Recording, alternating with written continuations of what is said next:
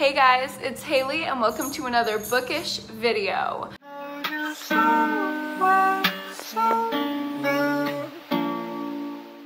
So today I'm very summery. It is very hot outside. So if I look scraggly, it's because I've been sweating in the Texas heat. Also, I'm feeling very casual, like in my tank top today and wearing my engagement ring with this like casual outfit. I feel so odd. I feel too dressed up every time I wear it, but I like have to wear it with sweats to like Walmart. So it's very odd. I'm not a big ring wearer, so adjusting has been interesting. Anyway, life updates out of the way. I feel like I haven't talked to you guys in so long because I haven't filmed a vlog recently. But right now I have about 50 to 75 books laying all around me, and Boba is knocking the stacks down here. Go get it. Go girl. Because you guys asked me for very specific recommendations and I am coming through. Now, I'm not gonna give you full synopses for every single one of these fucking 50 books I have laying around. I'm just gonna do rapid fire recommendations based on what you guys asked me for. I did a poll on Instagram asking what tropes or specific things in books, it could be a setting, a type of character, a trope, whatever, you guys wanted recommendations for. So if you're not following me on Instagram and you didn't see that, definitely go follow me so you can participate in the next one. But without further ado, let's go ahead and get into these overly specific recommendations. I'm gonna go ahead and start with the broadest category here, and that is psychological thrillers. My recommendations for psychological thrillers are The Silent Patient. It is extremely twisty. Sharp Objects, you honestly feel like you're going crazy while you're reading it. And I'm Thinking of Ending Things. This, if you feel like you're going crazy when you're reading Sharp Objects, you will feel like you are belonging in a psych ward while you're reading I'm Thinking of Ending Things. It is insane.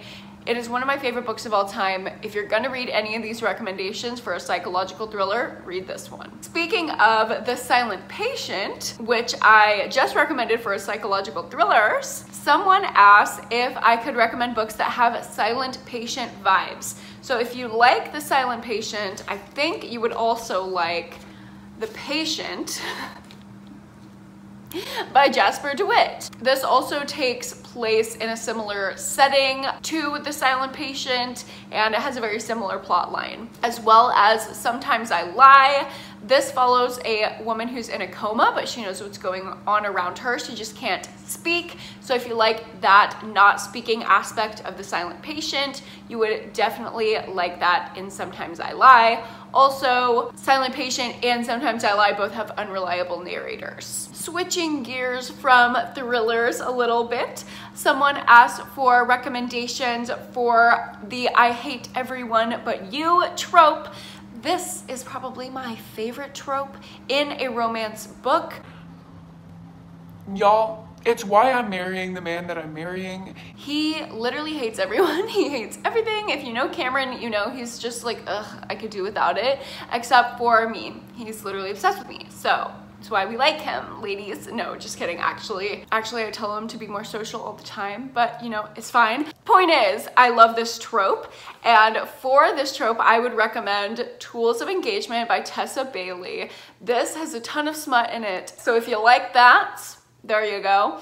And our main male love interest is very like grumpy. He's like a southern man, like a southern gentleman, but he's kind of like gruff to everyone else except for our main female character. He like is all mushy and romantic with her, even though it seems like he wouldn't be that way.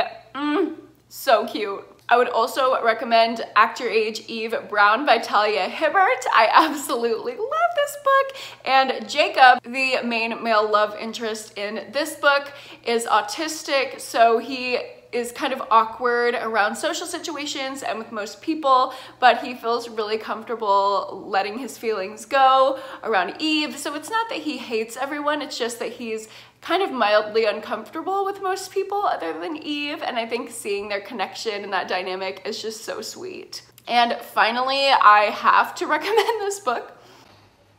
Listen, I know, okay, I know.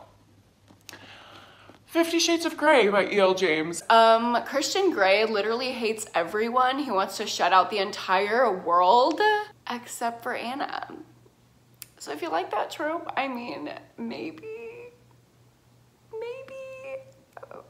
Just do it, just try it. Everyone should try it. Honestly, the movie's kind of flop. This next request is by far my favorite one. I feel like this is what I would ask for if I was asking for specific recommendations, and that is thrillers with the bitch, I'm gonna steal your life trope. And that is exactly how they wrote it out, and that's what I say in my videos. So the representation, the Hailey language representation is key here. This is one of my favorite tropes ever in a thriller, and I have a huge stack, literally so many. So I'm just gonna run through all of these thrillers where the whole plot is basically one bitch wants to steal another bitch's life. First, we have The Wife Stalker by Liv Constantine. I didn't really like this one, but I know some people do, so I still wanted to recommend it. The Other Mrs. Miller by Alison Dickinson. The Other Mrs. by Mary Kubica. The Last Mrs. Parrish by Liv Constantine. This is one of my favorites. I rated it 5 stars. And also The Hunting Wives by May Cobb. This is a newer release and I'm absolutely obsessed with this book. I loved it. Next, somebody asked for end of the world / apocalyptic books. And I don't read a lot of these, but I have a few recommendations. The first being Bird Box, if you like horror. Dark Matter kind of has some of these things in it. It's not necessarily the end of the world, but it's more like other worlds, like other dimensions. Miracle Creek by Angie Kim, I know has some like sci-fi futuristic themes. And finally, another horror book is The Cabin at the End of the World. I have not read that one yet, but I've heard amazing things and it sounds like it has to do with the end of the world, so. Next up, Jess requested thrillers that have Karen Slaughter vibes. Obviously, y'all know Karen Slaughter is my favorite thriller author ever, and there are a few books that cannot replicate Karen Slaughter, but come pretty close. Jennifer Hillier is one of those authors, so I would recommend The Butcher by her, also Jar of Hearts, and Little Secrets. I would also recommend Pretty Little Wife. This one really reminded me of Karen Slaughter, especially Pretty Girls. It just kept getting darker and darker and it was very twisty. I loved it. And finally, if you're looking for the same kind of dark graphic writing that Karen Slaughter does, I would recommend The Butterfly Garden by Dot Hutchinson. This one has a ton of trigger warnings and it's extremely dark, so be careful and do your research before you get into this one. Next up, let's get into some women getting revenge stories. I absolutely love this request. These are some thrillers with feminist themes, whether it's being a woman serial killer, being a woman getting revenge, being a woman who's just stirring up shit. That's kind of how I took this one. Gotta start out with one of my favorite books of all time, and that is Behind Closed Doors by B.A. Paris. This follows a woman escaping from an abusive relationship. It is phenomenal. Then we have Big Little Lies by Liane Moriarty. This one is all about a group of kick-ass women, one of which is also escaping from an abusive relationship. Next, we have My Lovely Wife by Samantha Downing. This is about a woman serial killer and her husband is her accomplice. It is kind of crazy, but kind of amazing. And finally, I have The End of Her by Sherry Lapina. This is about a lady who tries to blackmail this shitty guy who killed his wife, so. Next, I had a request for books written as either diaries, journal entries, or letters. My biggest recommendation for this trope would be Gone Girl. We get a sneak peek into Amy Dunn, the wife who's gone missing's journal entries, and it's super fascinating. Also, Diary by Chuck Palahniuk follows the diary of a housewife. Perks of Being a Wallflower by Stephen Chbosky is written as letters to the reader. I also wanted to include a few in here that just have like featured little like notes, like case notes, podcasts, interviews, stuff like that, that's kind of similar to that theme. So I'm going to recommend the entire Truly Devious series and the A Good Girl's Guide to Murder series as well. These are both YA mystery series that have a lot of like case notes, podcasts, other little elements that are not just straight up writing that you're having to read. And along those same lines, I would recommend Sadie by Courtney Summers. This has a big interview / podcast aspect. Next up, we're going to get into summer books, and the request specified that they not all be set at the beach. I hear you, I got you. Of course, I do have some in there that are set at the beach, but they're a little special. I'll get into it. First up, we have Something in the Water, and this kind of takes place at a beach. It takes place in Bora Bora, which I think is a little bit more exciting than your typical beach. So if you want to live your bougie vacation life, I would definitely recommend this one. This one takes place on a seaside town, so there are some scenes at the beach, but it's more like small town suburban drama vibes, which is very summery for me. Two Truths and a Lie, this is one of my favorites of the year so far. Absolutely love it. Very similar to that one is The Last House Guest by Megan Miranda. This one also takes place in a seaside town. It's a very summery mystery without being too beachy. Where the Crawdads Sing is super summery to me. I don't know if it's just because I read it in the summer the first time that I read it, but I absolutely love the like atmosphere and the like outdoorsiness and the like descriptions of it being like hot and humid. This is not beachy at all. It takes place on a marsh. Highly recommend that one. Also similar to that one is Into the Water by Paula Hawkins. Very similar vibe. The Last Time I Lied by Riley Sager takes place at a summer camp, so very summery vibes, but not beachy. And finally, I have When Life Gives You Lululemons by Lauren Weisberger. This is kind of a continuation of the Devil Wears Prada series. It features some of the characters. It just feels summery because it's about rich, bougie women out on their porches drinking mojitos in the heat. I don't know, it's very summery, not at all beachy. Highly recommend. Man, when I asked for specific recommendations, I thought y'all would get like kind of specific, but some of y'all got super specific. Okay, I'm looking at you, Jess, because she asked for isolated / snowed in thrillers that aren't No Exit, One by One, or An Unwanted Guest.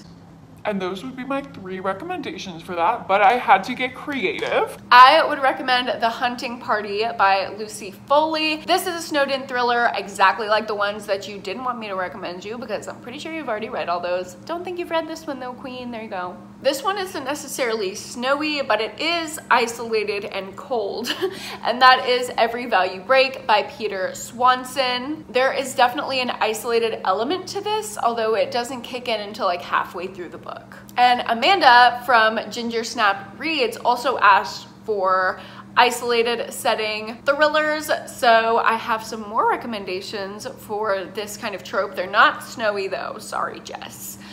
First one is Kill Creek by Scott Thomas. Majority of this book takes place in a haunted house. Next, we have The Good Girl by Mary Kubica. This one's not necessarily isolated for the entire book, but for like every other chapter, we're following a girl who is kidnapped and she's hiding out in a cabin with her kidnapper. It's very isolated. Obviously, she's being held there. She can't leave. And lastly, for isolated setting, we have the heaviest book that I own, Night Film by Marisha Pessel. Again, the entire book is not isolated, but once they kind of get into the meat of the story, it is terrifying. It is isolated. You feel claustrophobic. You feel like you're dying. So if you like that feeling, get into it. Next up, we have books featuring stalker characters.